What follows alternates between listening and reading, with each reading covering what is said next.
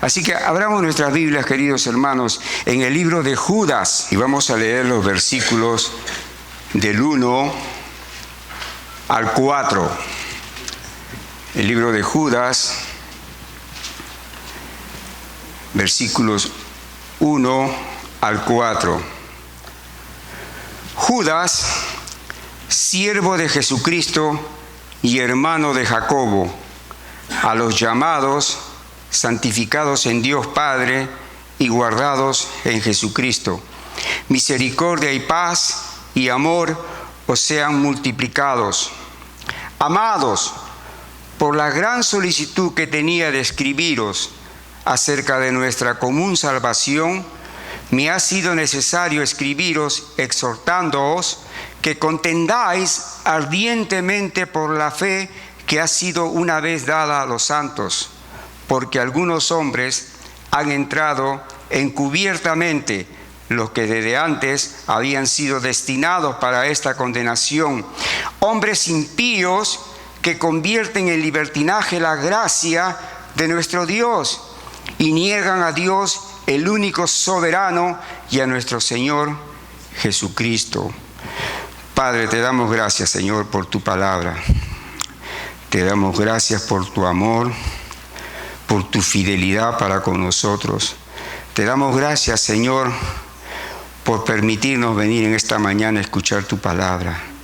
Te rogamos, Señor, que tu Santo Espíritu nos dirija, nos guíe, nos muestre, ilumine tu bendita palabra, Señor, y podamos comprenderla, vivirla, meditarla para edificación de nuestras vidas. En Cristo Jesús, amado Padre, gracias. Hermanos queridos, decía hace unos minutos, estamos viviendo tiempos duros, terribles, de tanta mentira, tanta manipulación, tanto engaño, que se ha metido dentro de la iglesia, como dice aquí ya Judas nos advertía hace muchísimos años atrás. Está dentro de la iglesia, no está afuera, está dentro de la iglesia. Enseñar el error del Evangelio como si fuera una virtud o una verdad bíblica no es para nada, absolutamente nada, un pecado insignificante. La apostasía que nos habla aquí en este libro, Judas, siempre está representada en la Escritura como un peligro mortal. La herejía siempre engendra cada vez más perversidad, y cuanto más se acerca una mentira al corazón del Evangelio verdadero, más diabólico es el fruto que da. El objetivo real y el resultado inevitable de la falsa doctrina descrita por Judas es que, como dice el versículo 4, convierte, hermanos, en libertinaje la gracia de nuestro Dios. Versículo 4 de Judas. Convierte en libertinaje, una palabra muy fuerte, la gracia de Dios. Ese es el verdadero propósito y ambición de cada apóstata. Detrás de toda herejía siempre se descubre, queridos hermanos, un apetito por las cosas malvadas. Si vemos aquí en el libro de Judas, en los versículos 18 al 19, podemos ver que la pasión conducida por cada falso maestro, ¿qué es? La lujuria. En el versículo 7 puede ser el ansia por los placeres carnales. Está en su Biblia. Lo mismo ayer, lo mismo ahora. En el versículo 11, la avaricia y por el dinero y las cosas materiales, y también por el anhelo rebelde de tener poder. Son las características de los falsos maestros y apóstatas también en la actualidad. Miremos de cerca a cualquier falso maestro y veremos la corrupción causada por la lujuria. Manifiesta no solamente, queridos hermanos, en el amor por el dinero, repito, y el poder, sino también en la incapacidad de controlar la carne. Es terrible.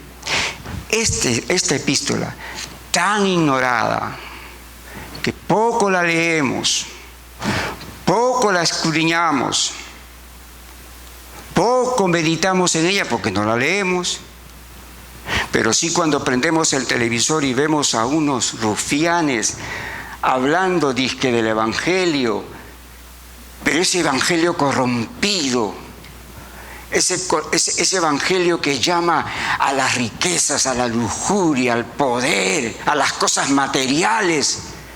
Nosotros, los verdaderos creyentes, nos agarramos la cabeza y decimos: Señor, ¿por qué permites esto? ¿Hasta cuándo, Señor? Si fuéramos al libro de Judas y a segunda de Pedro, no nos sorprendería. Al contrario, estuviéramos preparados por la palabra para contender, como dice Judas en el versículo 3, para que contendamos ardientemente por la fe que ha sido una vez dada a los santos. Ya en la segunda parte de este mensaje vamos a hablar más profundamente sobre estos versículos. Esta vez vamos a hablar de los 2 primeros versículos, para ver la diferencia entre lo que es contender y ser contencioso. Hay una diferencia. No, nosotros no podemos contender porque el Señor nos llama a la unidad, a la paz, al amor, a la tolerancia. ¿No ha escuchado usted eso? Mientras millones de personas son embaucadas por estos fascinerosos a través de la televisión, a través de libros, a través de mensajes, en grandes iglesias son embaucadas. Y nosotros, que conocemos la sana doctrina, que conocemos las Escrituras, estamos callados.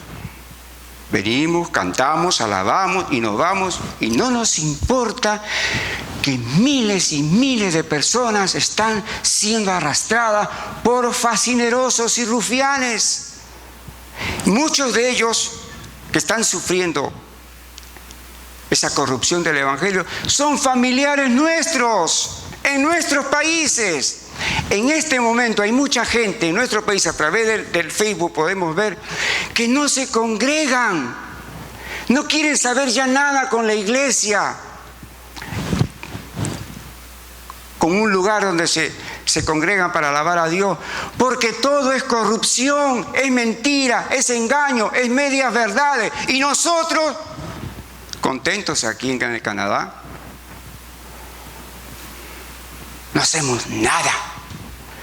Si tenemos el Facebook por el cual podemos, gracias a Dios, tratar de llevar la verdadera fe, el Evangelio verdadero, transmitirlo. Mi foto de mi Backyard, mi último carro que me compré. Me voy de vacaciones a Europa a predicar el Evangelio. No, a desfogarme un poco de tanta presión. Por eso que no queremos leer estos 2, tanto segunda de Pedro, que profetiza lo que ya se está realizando en el libro de Judas, y Judas nos avisa lo que estamos viendo en la actualidad. Judas empezó a escribir un mensaje de salvación, como vemos en el versículo 3. Amados, por la gran solicitud que tenía de escribir acerca de nuestra común salvación, me ha sido necesario escribir exhortando. Él cambió el mensaje de salvación que él tenía pero el Espíritu lo guió a abandonar su tema y advertir a los creyentes respecto a los falsos maestros que surgieron en la iglesia. Los que estudian la Biblia, los estudiantes de la Biblia, notarán que muchos de estos versículos que están en la epístola de Judas son semejantes a segunda de Pedro. Pedro profetizó, como dije hace un segundo, que estos falsos maestros vendrían. Segunda de Pedro, voy a leerlo. Segunda de Pedro, capítulo 2. Segunda de Pedro, capítulo 2, versículo 1, dice: pero hubo también falsos profetas entre el pueblo, como habrá entre vosotros falsos maestros, que introducirán encubiertamente herejías destructoras y aún negarán al Señor que los rescató, atrayendo sobre sí mismo destrucción repentina. Capítulo 3 del mismo libro de Segunda de Pedro, versículo 3, nos dice: sabiendo primero esto, que en los postreros días vendrán burladores andando según sus propias concupiscencias. De allí que Judas escribiera lo que estamos leyendo en esta mañana. Posteriormente ya estaban allí y activos. No son de los que se sientan tranquilos, están ahí, escuchan un sermón. No, están viendo dónde meterse, dónde enseñar, dónde desparramar sus herejías sutilmente. Están ahí viendo cómo romper la unidad, el vínculo de la fe, el amor, la armonía, redefiniendo doctrinas cardinales del Evangelio. Están ahí. Y nosotros somos muy tolerantes. No estoy hablando de la iglesia local, estoy hablando de la iglesia en general, hermanos. Por favor. Nos recuerda que Pedro ya había anunciado su condenación, como lo leímos. Identifica a los falsos maestros como las mismas personas que Pedro describió. ¿Qué es lo que dijo Pedro de ellos? Se introducen encubiertamente, traen falsa doctrina y viven en pecado y disolución. Pero muy, muy, muy sutilmente. No son muy descarados al comienzo estos hombres. Eso lo vemos en el versículo 4. Quiere decir que esta gente, estos falsos profetas, estos falsos apóstoles, estos falsos maestros, estos falsos creyentes, le decían a la gente que la gracia, en el versículo 4, les permitía vivir, escuche bien, como les diera la gana. Libertinaje. Como se les antojara. Estos apóstatas estaban modificando, como lo hacen en la actualidad, la doctrina de la gracia para justificar un comportamiento inmoral. Eso es lo que estaban haciendo. ¿No les suena un poco parecido a esa enseñanza que está corriendo como agua? Sale de los Estados Unidos, está yendo a Sudamérica, Centroamérica, las islas, y están levantando ministerios, iglesias, está creciendo como una pólvora cuando se enciende y sale disparada. Una enseñanza muy común. ¿Cuál es? Hermano querido, usted no necesita perseverar en la fe. Dios toma en cuenta simple y llanamente el que usted en un momento determinado creyó o tuvo fe en Jesucristo. Así usted deje de creer, así usted deje de tener fe, cuando muera se va al cielo.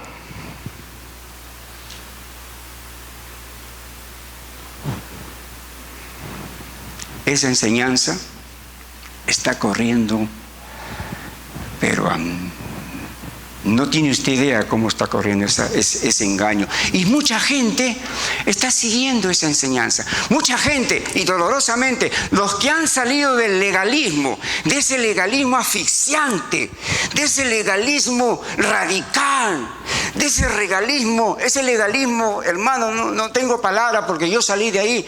Están saliendo entonces cuando se encuentran con ciertos maestros entre paréntesis, que hablan de la gracia, pero una gracia corrompida que la convierten en libertinaje, entonces ellos se tiran como hombre a la piscina. ¡Fua!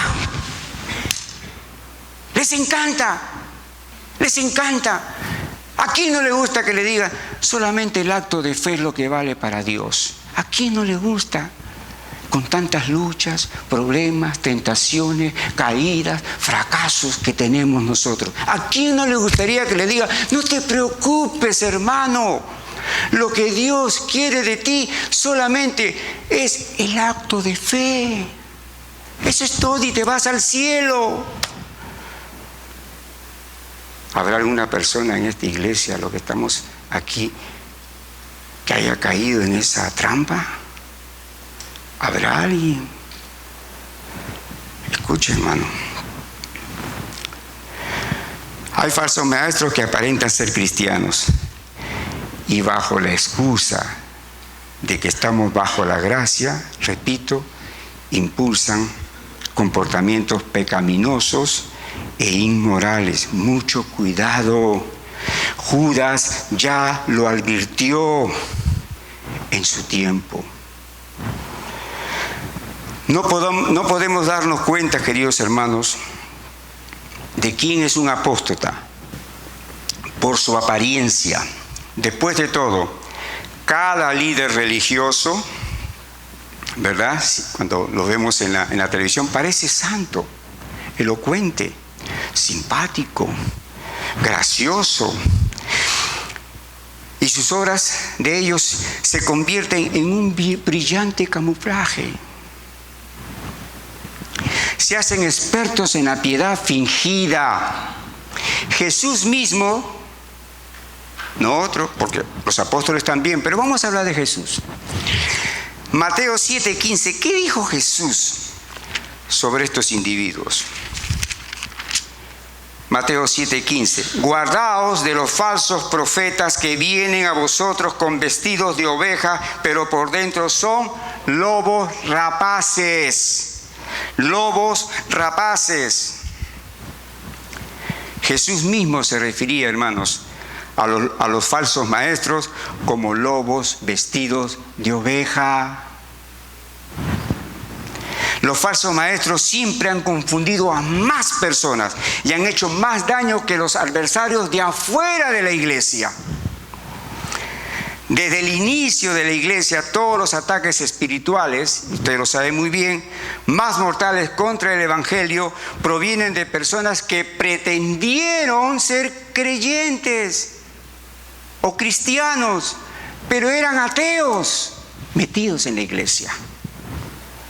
Los falsos maestros hacen despliegue de sí mismos como pastores, maestros, evangelistas, cristianos, e introducen herejías destructoras. Por esa razón, queridos hermanos, es trágico, muy, pero muy trágico que una iglesia trate como virtud la tolerancia de enseñanzas e ideas ajenas a la Biblia en nombre del amor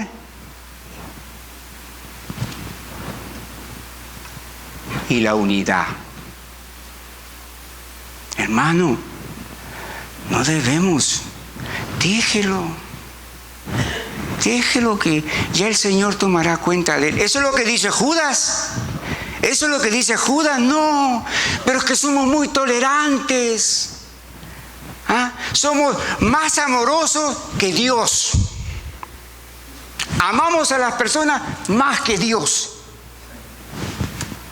La Biblia nos dice en Efesios que debemos predicar la verdad en amor. No dice que usted predique el amor en la verdad. Primero ve la verdad. La verdad tiene que ser primero antes que el amor. Eso es lo que dicen las Escrituras. Pero es que somos tolerantes. No. déjelo. Cuidado que esté juzgando. No juzgue, hermano. No sea tan... Ya ni sé qué palabra usar, pero cuántas veces, no sé si a usted le he dicho, a mí me han dicho, no juzgue. Hermano, nosotros no juzgamos más que la mala doctrina, la mentira, el error, el engaño que están arrastrando, repito, a miles y a miles y a miles de personas al infierno. ¿Qué dice el Señor Jesús en capítulo 7 de Mateo 23 en adelante? En aquel tiempo muchos me dirán, Señor, Señor. Y vamos a ponerle ahí, vamos a hacerlo literal. Señor, yo predicaba tu palabra. ¿O no te acuerdas que tenía una iglesia de 40,000 en la mañana y 40,000 en la noche los domingos? Señor, en nuestra iglesia había prodigio, milagros. Señor, si oraba por los enfermos, eran sanados inmediatamente. Los cojos andaban, los ciegos veían. Señor, los pobres se enriquecían de la noche a la mañana. Apartaos de mí, hacedores de maldad, no os conozco. Mucha gente, hermano, mucha gente va a estar ahí. Dios quiera que ninguno de los que estamos en esta mañana aquí esté presente en ese momento, sino ya esté con Cristo gozando de la gloria. Gloria a Jesús. Un apóstata es una persona que profesa ser un verdadero creyente, pero que en realidad nunca ha sido regenerado. Nunca. Puede que esté bautizado, puede que participe en las actividades de la iglesia, pero niega las doctrinas fundamentales del cristianismo bíblico, redefiniéndolas, las redefine, les da otro significado sutilmente. Este es el significado que vemos en las Escrituras y la gente se queda. ¿Por qué? ¿Pobrecitos? ¿Son inocentes? No, por no ir a las Escrituras a ver cómo hacían los de Berea, si lo que dice esa persona es bíblico. Si Pablo mismo pasaba por el escrutinio de estas personas en Berea, ¿quién se puede creer estos tipos en la actualidad que no permiten que usted vaya a las Escrituras a ver si lo que está predicando, enseñando está aquí? Pero como no tenemos tiempo para estudiar las Escrituras, llego muy cansado a mi casa de trabajar. Estudios bíblicos los jueves. Es cierto que muchas personas trabajan, algunos están demasiado enfermos, porque vienen enfermos, pero hay unos que están demasiado enfermos, no pueden llegar, es cierto, pero algunos de nosotros sí podemos hacerlo, y si no lo hacemos porque no nos da la gana. Así de sencillo, no nos da la gana. Creemos que sabemos todo de las Escrituras y no venimos, especialmente cuando tenemos preguntas y respuestas los primeros jueves de cada mes. No, ya yo sé la Biblia, ¿para qué? Hermanos queridos, Judas describe sus características claramente aquí. Simulan hablar por Cristo, pero niegan su deidad y rechazan su señorío. Simulan creer la Biblia, pero niegan su inspiración, rechazan su autoridad y pervierten su enseñanza. ¿Para qué? Para adaptarlas a sus propias ideas preconcebidas. Estamos estudiando eso los días sábados sobre la inspiración de la Biblia. Ellos creen en la inspiración. Si usted le pregunta a esta gente, ¿usted cree en la inspiración de la Biblia? Por supuesto que sí. Pero pregúntele, ¿qué entienden? ¿Cuál es el significado para ellos de inspiración? Bueno, para mí la inspiración es la parte que me habla, esa es inspirada.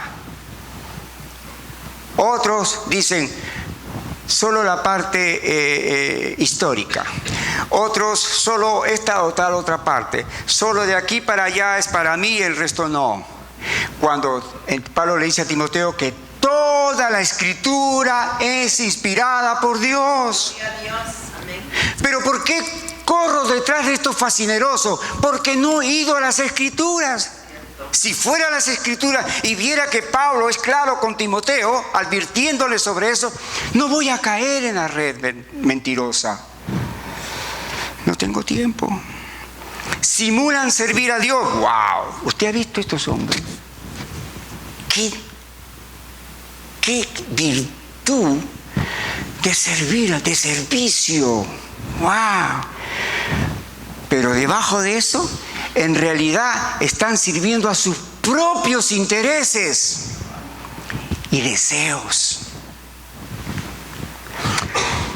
¿Usted ha escuchado a estos grandes disque evangelistas?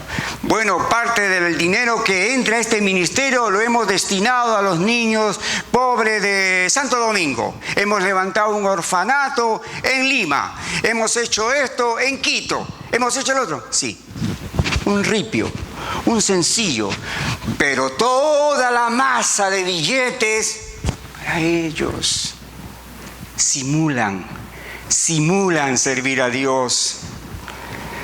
Mientras que la enseñanza de los apóstoles es inteligente, decíamos, sutil, engañosa, atractiva, entregada en muchísimas formas, la manera más común de reconocerlos, y vamos a enfatizar en eso, la manera más común de reconocerlos es ver sus fachadas espirituales falsas.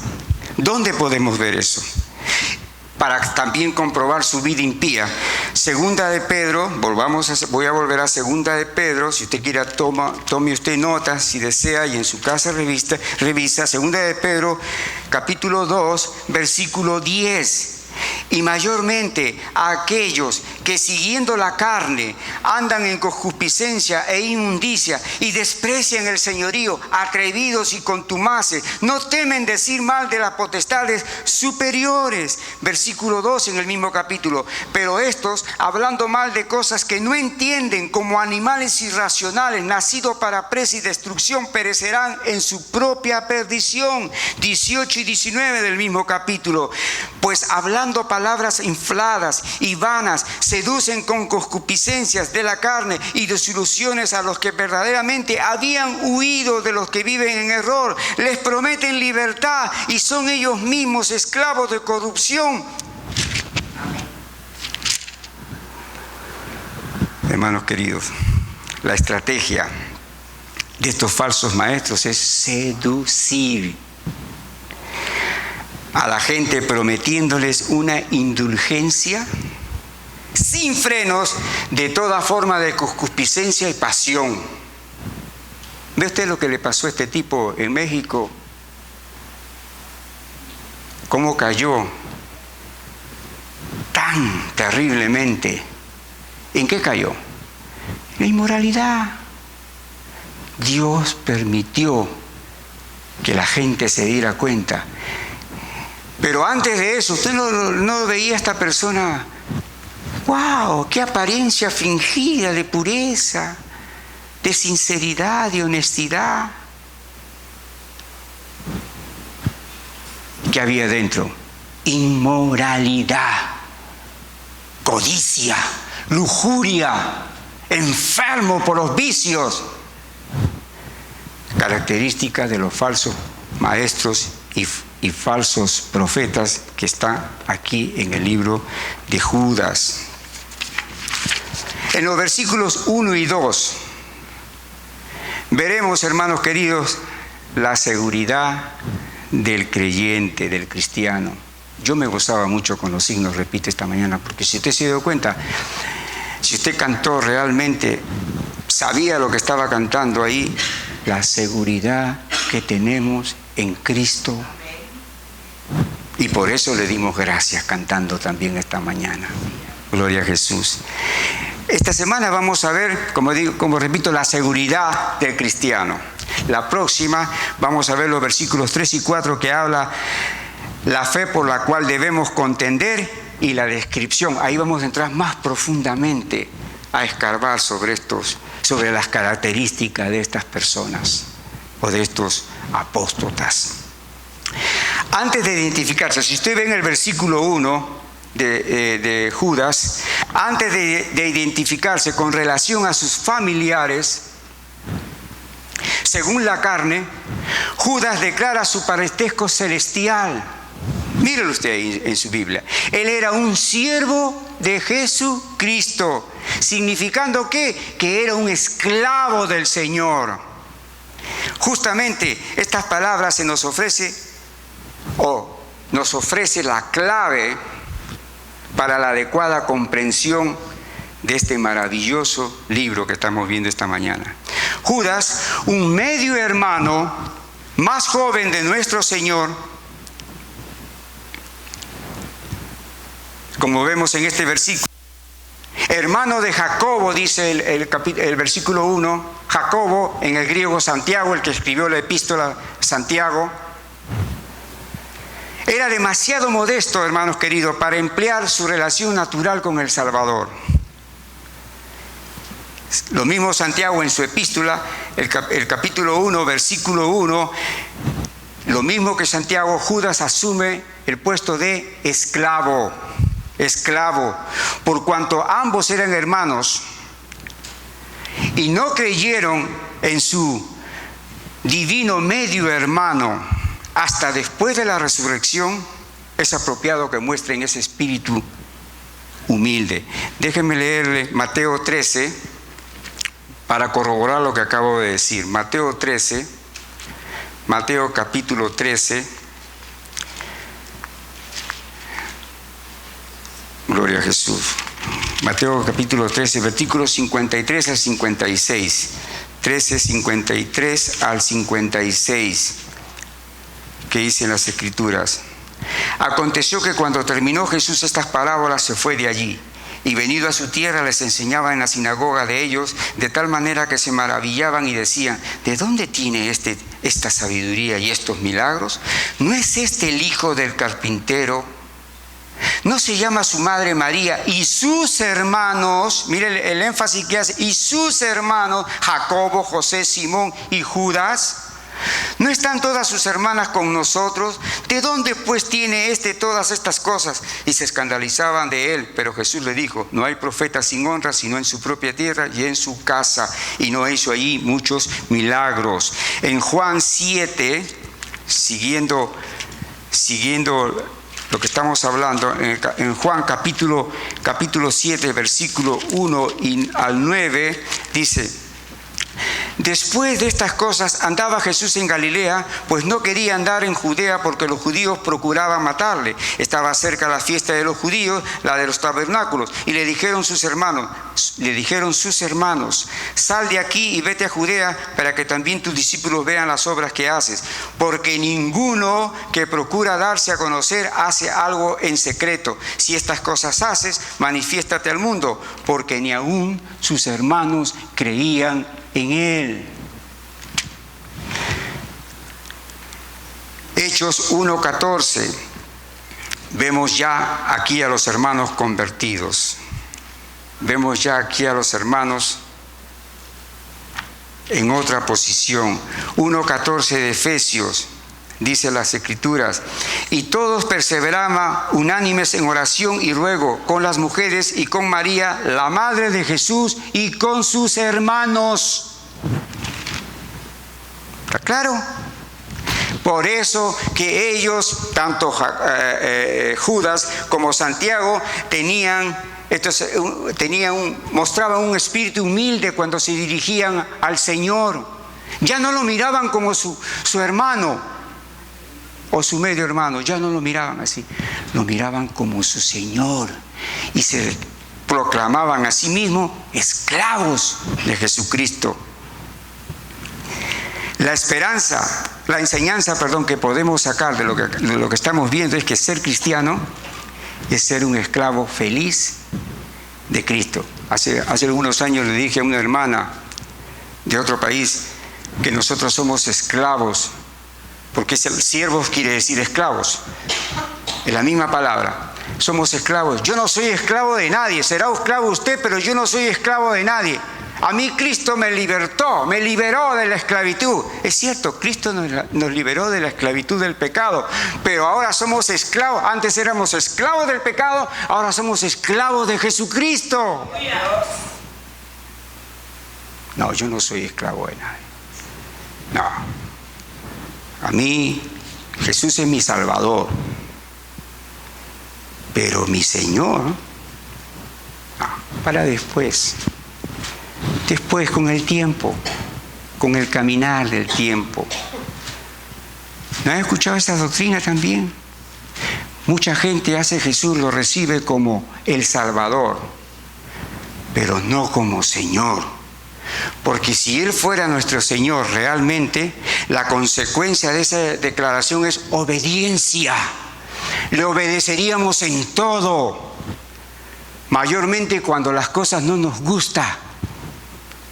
En las pruebas, en la tribulación, en la persecución, en el dolor, en la enfermedad, aceptamos su providencia para nuestras vidas y le damos gloria.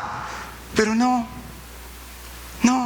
Él es mi Salvador, pero como Señor, no, eso es para después. Esa doctrina, esa enseñanza también es muy popular en la actualidad.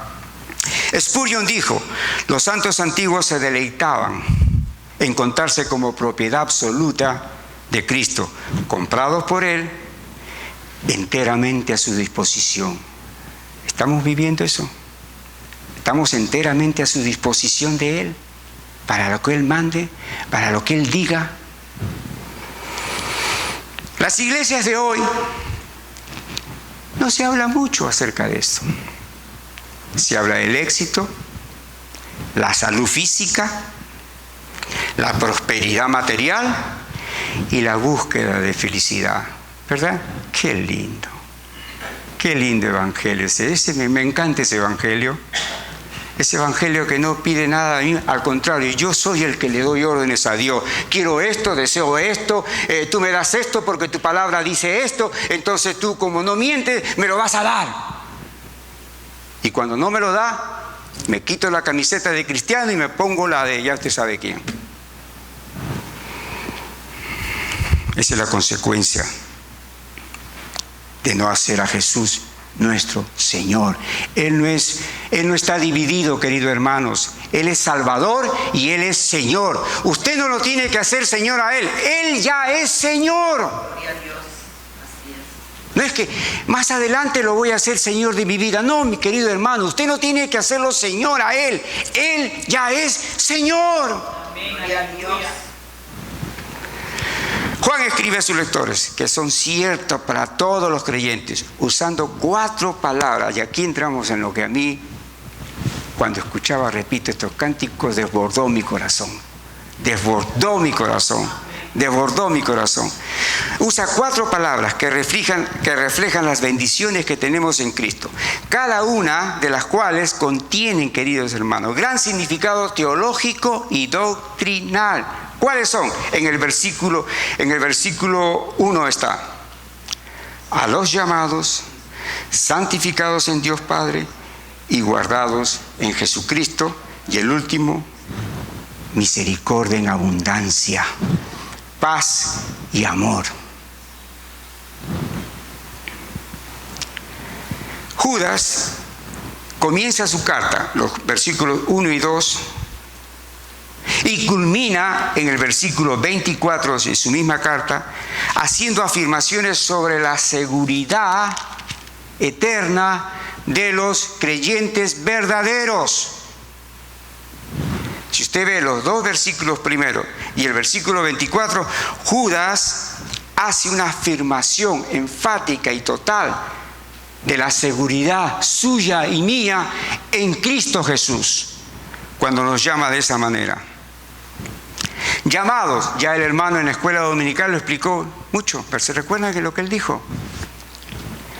Hay un llamado general, que mayormente la vemos en los evangelios, pero hay un llamado efectivo, eficaz, para salvación. Y eso es lo que se está refiriendo aquí Judas. La Biblia identifica a las personas, queridos hermanos, que han sido escogidas por Dios, que oyen su palabra y responden al Evangelio como los elegidos, guste o no le guste, los elegidos. El llamado eficaz que trae como resultado la salvación es descrito en Segunda de Tesalonicenses, se lo voy a leer, Segunda de Tesalonicenses, versículo 13 y 14. Pero vosotros, Segunda de Tesalonicenses 2, versículo 13 y 14, debemos dar siempre gracias a Dios respecto a vosotros, hermanos amados por el Señor, de que Dios os haya escogido del principio para salvación, mediante la santificación por el Espíritu y la fe en la verdad, a lo cual os llamó mediante nuestro Evangelio para alcanzar la gloria de nuestro Señor Jesucristo. El llamado eficaz trae como resultado la salvación. Si Dios nos ha llamado a su gloria eterna, podemos estar seguros que nos llevará allí. ¿Cómo me lo prueba usted, querido hermano? Muy bien. Primera de Tesalonicenses, el libro anterior, 5:24 dice: fiel es el que os llama, el cual también lo hará. Dios lo va a hacer. Dios lo hace. ¿Quiénes son los santificados según Judas? Donde nos dice santificados en Dios Padre. El Señor Jesús nos ha dado esa respuesta en Juan 17, 20 y 23. Son aquellos a quienes Dios ha amado como ama a su Hijo, a su propio Hijo, a su unigénito Hijo. Esos son los santificados por Dios. Están puestos aparte en Dios para que sean un pueblo especial y puro.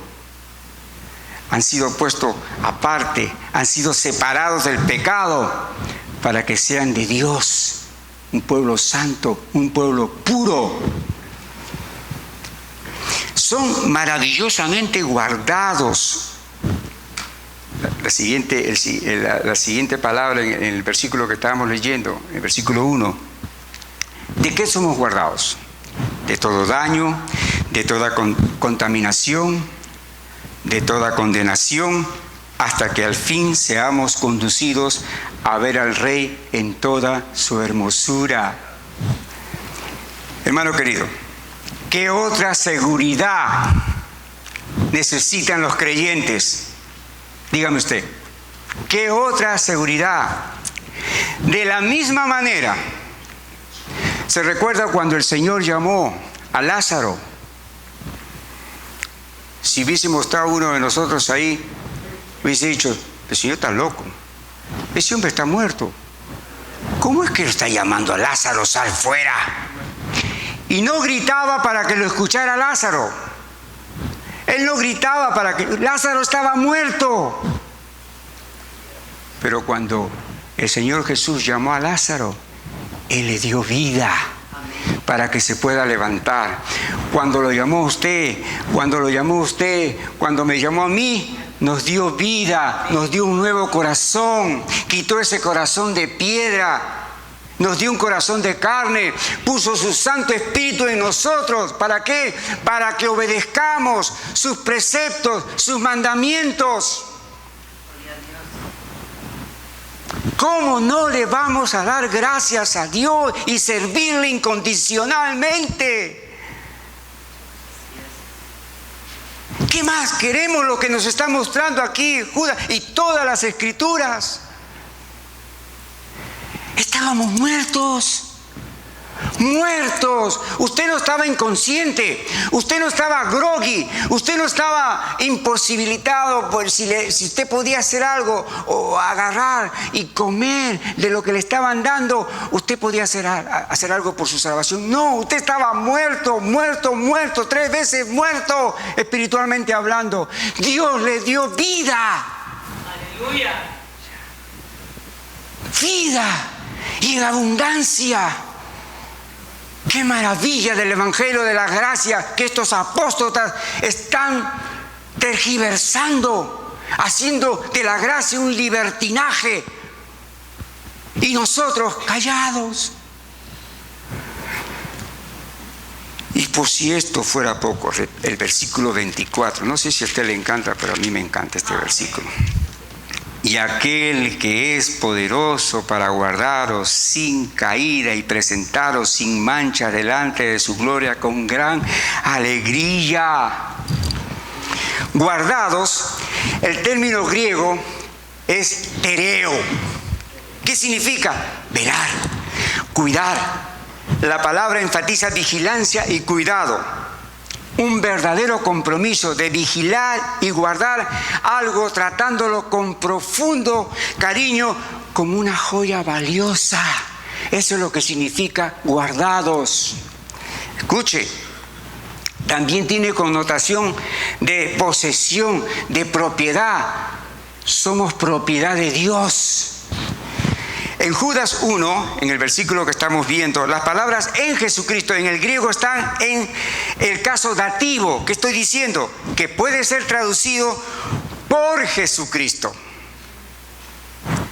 En esta traducción dice en Jesucristo, pero podemos traducirla por Jesucristo. Él es el quien nos guarda y en su fuerza y su poder estamos absolutamente seguros. Seguros. Hermano, entonces si estamos completamente seguros, alguien podría decir, ¿qué nos preocupamos de estos apóstoles? Para que usted vaya, como dice el siguiente versículo, a contender por la fe, a defender la fe una sola vez dada a los santos. Mucha gente se está muriendo, mucha gente está siendo arrastrada, familiares nuestros están siguiendo esa corriente perdida y tenebrosa. A eso se refiere. Usted y yo estamos seguros en Cristo. Es cierto.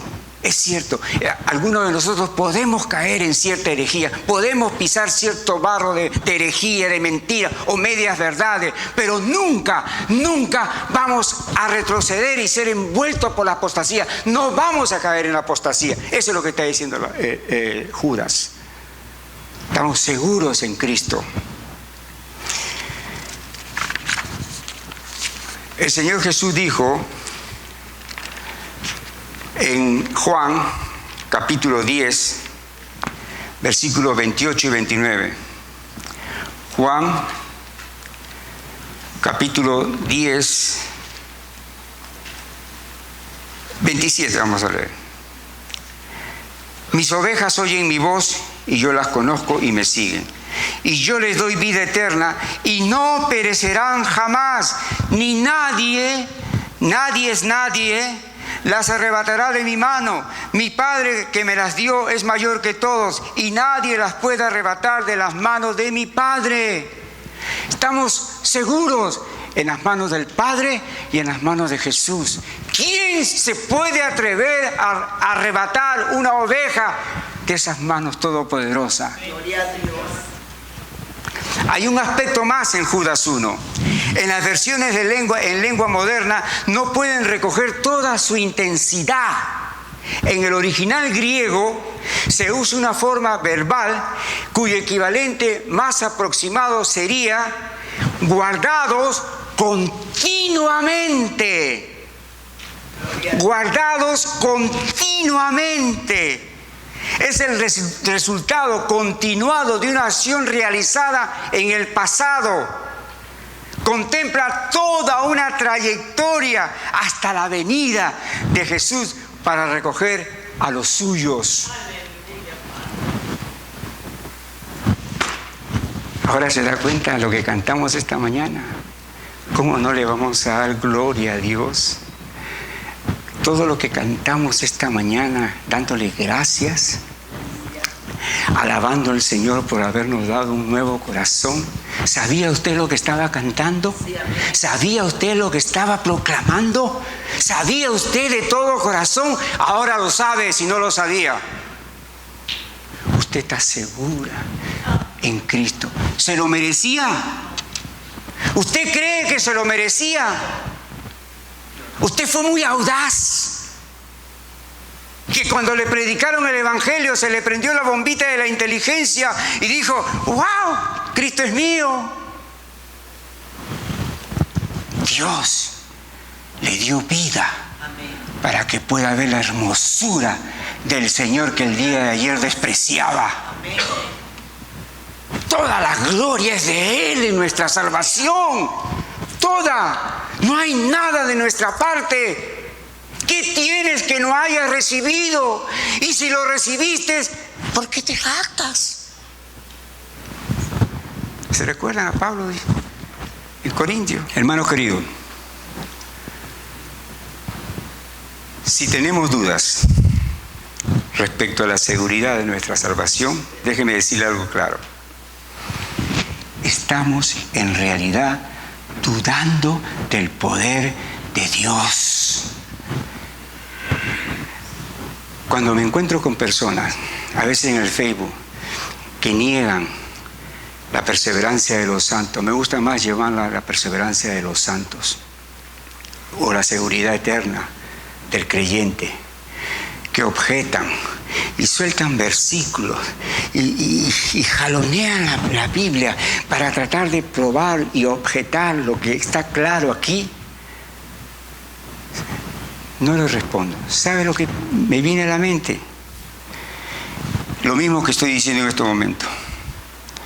Si usted está dudando del poder de Dios en la salvación, usted está dudando del mismo Dios.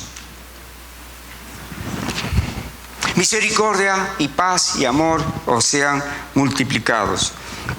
5 minutos dijo el hermano, y 5 minutos voy a tomarlo yo también. Gloria a Jesús. Toda la epístola está relacionada con la apostasía de los últimos tiempos, como vemos en el versículo 18 del libro de Judas, ¿verdad? El pueblo de Dios necesitamos la misericordia, estamos necesitando y vamos a necesitar la misericordia durante esos días. La misericordia es la expresión divina en sí misma destinada a la ayuda de necesitados. Presume necesidad y desamparo. La gracia nos abre el camino a las inmerecidas riquezas y el favor divino, como nos hablaba el hermano esta mañana en la escuela dominical. Dios, quien es rico en misericordia, como dice Efesios 2:4, nos exhorta en su palabra, Hebreos 4:16, ¿a qué? Acercarnos pues confiadamente al trono de la gracia para alcanzar misericordia y hallar gracia para el oportuno socorro. Según Romanos 9:23, Dios designó especialmente a los cristianos como vasos en los cuales Él pueda derramar su misericordia. ¿Por qué no vamos al trono de la gracia a pedir misericordia? ¿Por qué no lo hacemos? ¿Por qué no oramos? ¿Por qué no oramos? Le voy a decir algo. La persona que no le gusta orar, o que no ora, o que no ora en comunión con los hermanos, ¿sabe lo que demuestra? Y perdóneme, arrogancia, orgullo. Porque el que ora demuestra, Señor, yo dependo de ti. Dependencia, sujeción, sometimiento. Lo contrario a eso es orgullo. Así, no hay más. No hay más. La paz es la serenidad y la confianza que proviene en descansar en la palabra de Dios. Pero ¿cómo vamos a descansar en la palabra de Dios si la abrimos solamente los domingos para traerla a la iglesia? ¿Cómo podemos descansar? Andamos turbados, estresados, preocupados, ansiosos, perturbados. No tenemos paz porque no vamos a las Escrituras.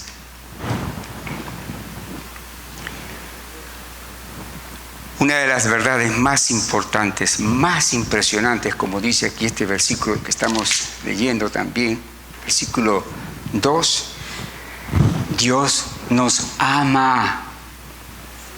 Dios nos ama. Según Efesios 1, capítulo 1, versículo 4 al 5, lo lee usted en su casa. Dios nos amó desde antes de que naciéramos. Y nos amó y nos predestinó para ser adoptados en su familia. Dios lo hizo.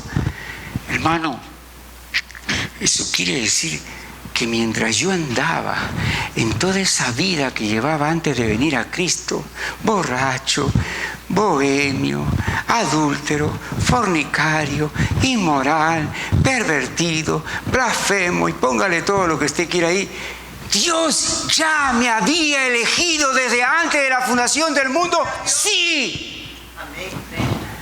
Sí. Aquí está. Efesios capítulo 1 del 4 al 5. Sí. Se recuerda el apóstol Pablo en 1 de Timoteo capítulo 1 al 15, donde él habla antes de su conversión: blasfemo, perseguidor, injuriador. En otras palabras, un sádico. Se sadicaba, llevando a la gente, arrastrándola a las cárceles, las hacía blasfemar. Blasfema a Cristo, reniega a Cristo, maldice a Cristo, te mueres. Un injuriador. Cuando eran torturados, era un sádico. Eso es lo que quiere decir injuriador en el griego. Cuando él pone ahí a Timoteo en su carta: Señor, y tú eligiste, como dice el mismo al apóstol Pablo en Gálatas, a este hombre para el ministerio y para la salvación desde antes de la fundación del mundo. Sí. Está en las Escrituras. Lo mismo con usted y lo mismo conmigo. ¿De qué nos podemos jactar? ¿De qué nos podemos sentir tan arrogantes? Soy creyente, voy a la iglesia bautista castellana, o voy a la iglesia pentecostal unida, o cualquier, póngale usted, bueno, quítale ese de unida porque hay algo turbio en eso, póngale cualquier nombre, hermano. No. Él nos amó, aún a pesar de cualquier cosa que nosotros hagamos. El apóstol Juan se sorprende en el capítulo 3, en su primera epístola, capítulo 3, versículo 1, nos dice que el amor de Dios por sus hijos, los creyentes, es tan grande que él mismo, el apóstol mismo, no haya palabras para poder describirlo. La primera epístola de Juan, capítulo 3, versículo 1. Él mismo no haya palabras para describir ese amor, y nosotros tampoco. Dios amó tanto a este pecador rebelde que cuando creí me salvó y me transformó en su hijo adoptivo. Los creyentes no hicimos nada, repito, nada para ganarnos el amor de Dios. En realidad hicimos todo lo contrario para provocar la ira de Dios. Eso es lo que hicimos. Si estamos en Cristo, entonces estamos en el centro del amor, la aceptación, la gracia, el favor y la bendición de Dios, según lo que estamos leyendo. Para terminar, hermanos, en medio de la gran apostasía, recordemos, estamos seguros, somos llamados, elegidos, santificados, separados del pecado para servir al Señor, guardados, ya hemos explicado detalladamente lo que significa ser guardados, y bendecidos por Dios. Estas bendiciones que Dios derrama nos proporcionan mayor evidencia de nuestra seguridad en Cristo. En consecuencia, nuestra respuesta debería ser una vida de santidad, gratitud, amor obediente, pues quien ha hecho tanto por nosotros es digno de esto y mucho más. Oremos, hermano. Padre, te damos gracias, Señor. Gracias, Padre amado, gracias. Gracias, Señor, como cantábamos esta mañana. Gracias por todo lo que tú has hecho, Señor. Por todo lo que tú haces y por todo lo que tú harás. Y solamente, Señor, por tu amor, tu misericordia y tu gracia, no hay nada, absolutamente nada, ni hubo, ni hay, ni habrá, que podamos ser merecedores de esa bendita gracia, Señor. Ayúdanos a no convertir esta gracia en libertinaje, Señor, ni caer en esa corrupción de tu gracia. Ayúdanos, Señor. Ayúdanos a correr a tu palabra, a la oración, a buscarte, Señor, a depender de ti en todo tiempo, Padre, porque te necesitamos, Dios bendito. En Cristo Jesús, Señor, te damos gracias. Amén.